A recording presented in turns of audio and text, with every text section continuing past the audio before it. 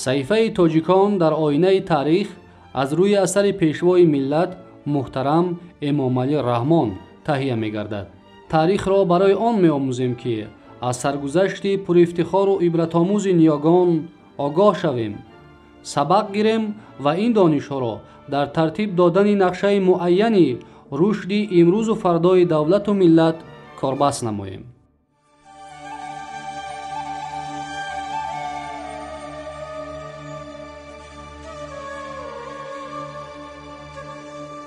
صحیفه تاجیکان در آینه تاریخ را از موضوع باختر و سوخت گهواره نخست دولت تاجیکان ادامه می‌دهیم.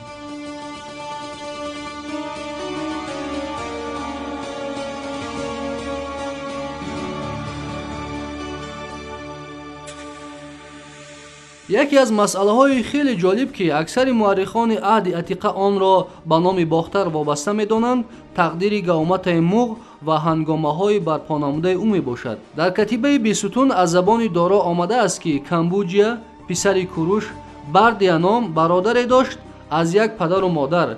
کمبوجیا هنگام به تخت شاهی نشستن برادرش بردیا را پنهانی بکشت، ولی مردم نمیدانستند که بردیا کشته شده است.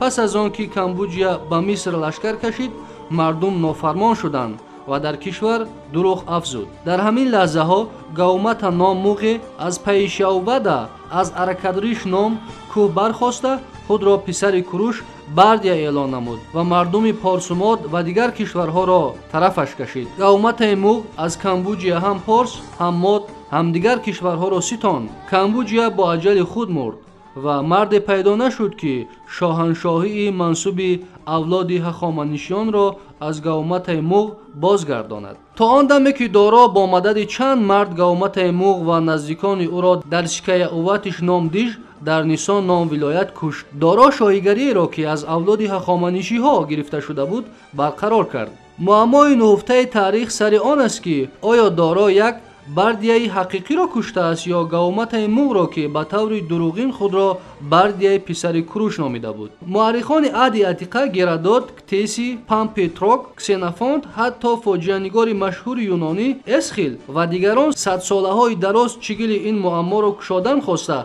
صرف نظر از معلومات عمیق کتیبه بیستون در اطراف آن فکرهای مختلف اظهار نمودند. موافق تفسیر گرادوت، بردیا که با نام سمردی ذکر شده است همراه برادرش کمبوجیا برای فتح سرزمین مصر می رود، ولی کمبوجیا او را از غایت رشک و حسد به سرزمین پارس بازپس می فرستد. سپس اساس رشک و بدبینی خواب دیده کمبوجیا بود که بردیا یعنی سمردیس را به تخت و مسند شاهی می رسانند. بهانه بالا گرفتن این بدبینی کمان فرستاده شاهی حبشستان شد که بردیا آن را تا اندازه میکشید که کمان سخت زیره تا حد 2 انگشت قطع میشد. بعدتر بردیا هنگام بازگشت با امر نهانی کمبوجیا از جانب پرکسوس که معنیش دارنده اسب خالخال است کشته می شود. از قضیه کشته شدن او 2 تن از کسان نزدیک کمبوجیا آگاه بودند، یکی پرکسوس و دیگر پاتیزه تیموغ که نگهبان قصر شاه بود. پاتیزه تیموغ برادرش را که عیناً سمردیس نام داشت تشویق می نماید خود را پسر کوروش نامیده تخت و تاج شاهنشاه را صاحب شود. موافق اخبار کتیسی چند گاه قبل از مرگش کوروش پسر خردی خود بردیا را که کتیسی او را تانیاکسارک نامیده بوده است نفوذ زیاد داده حکمران باختریان، خوارزمی ها، پرفیانی ها و کرمانی ها تعیین میکند. تیسی خبر میدهد که هنگام طبیب دربار دارای 2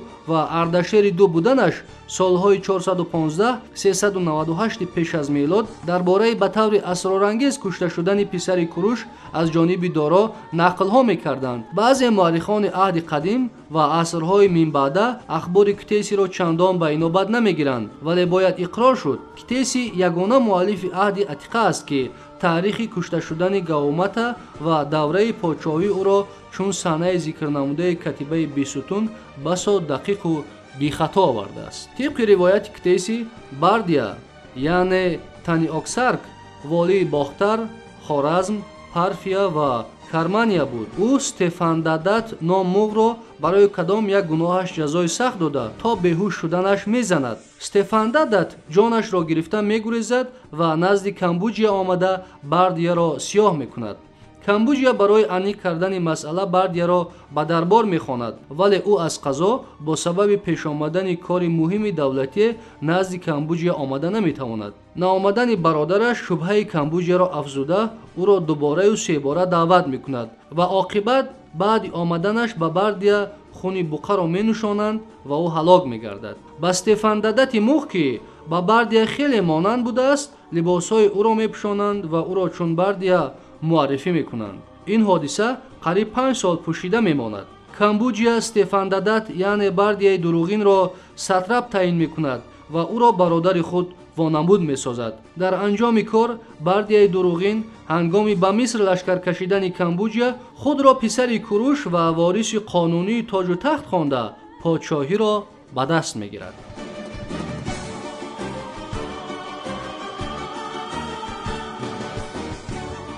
саҳифаи тоҷикон дар оинаи таърих дар мавзӯи бохтару суғд, гаҳвораи нахуст давлати тоҷикон идома дорад.